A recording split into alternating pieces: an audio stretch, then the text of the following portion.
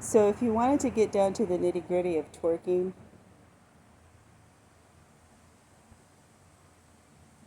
isn't actually native dancing.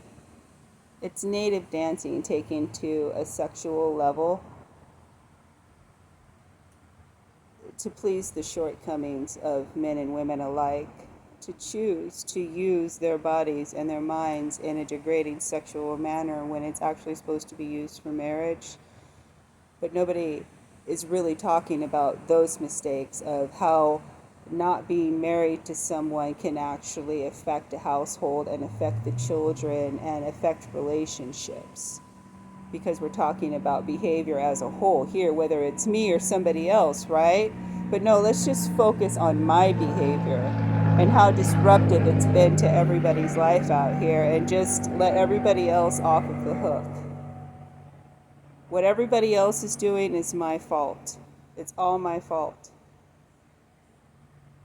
And no matter how much the truth is spoken, I just can't help them. I can't help them with anything. I can't help to teach them from any level of teaching, using various forms of deliverance in my teaching, with using ways that will constructively affect the minds of the youth and the people who are listening to what I have to say, to help educate them at the various levels where society is today, because not everyone learns at their same level. So the way that I teach is my way of teaching. Either you're going to learn something by it or you're not going to learn something by it. And that goes the same way with anything. Jesus was not able to teach everyone. Jehovah is not able to teach everyone, because not everyone cares to listen to him or cares to listen to the truth. And because they don't care to listen to him and listen to the truth, death happens. That's what happened with Adam and Eve. Everybody wants to talk about how imperfect they are, but then at the same time, they discredit Jehovah. They don't want to hear about Jehovah. They don't want to hear about the truth. But they will know one thing for sure, that they're imperfect. Well, how do you know you're imperfect? And why are you trying to take credit for your bad by saying that you're imperfect? Who taught you that? But you don't do Jehovah. But you don't do God. But you don't want to hear about that. But you're doing all this sin because you're imperfect. But you're not a hypocrite at all. But you like peace and you hang out with peaceful people, but then you create war where there is peace. And you call it an argument when there never was an argument. It was just opinions that people took personally because it was the truth, right?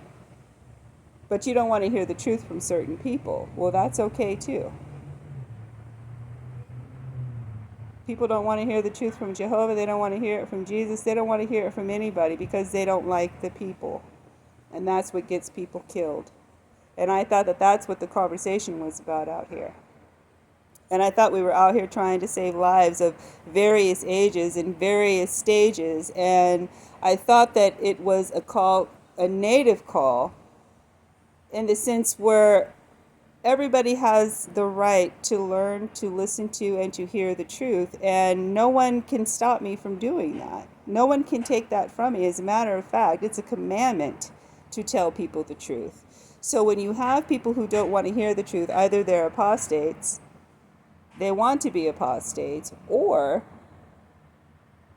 these people don't have any idea what the truth is from a lie. How can you know what a lie is if you exclude Jehovah out of your life?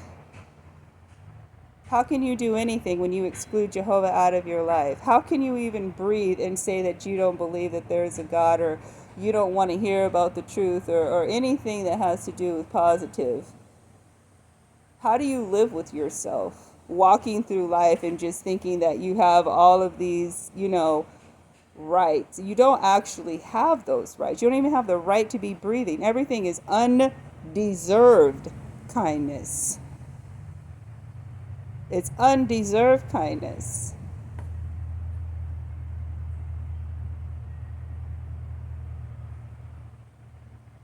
But even people take for granted that. It's undeserved that you're eating. It's undeserved that you're in the chats and you're saying this and that, right? me, you, whoever. It's all undeserved kindness. And throughout the whole day, you can go throughout the whole day, through your whole lives, having no conversation with God.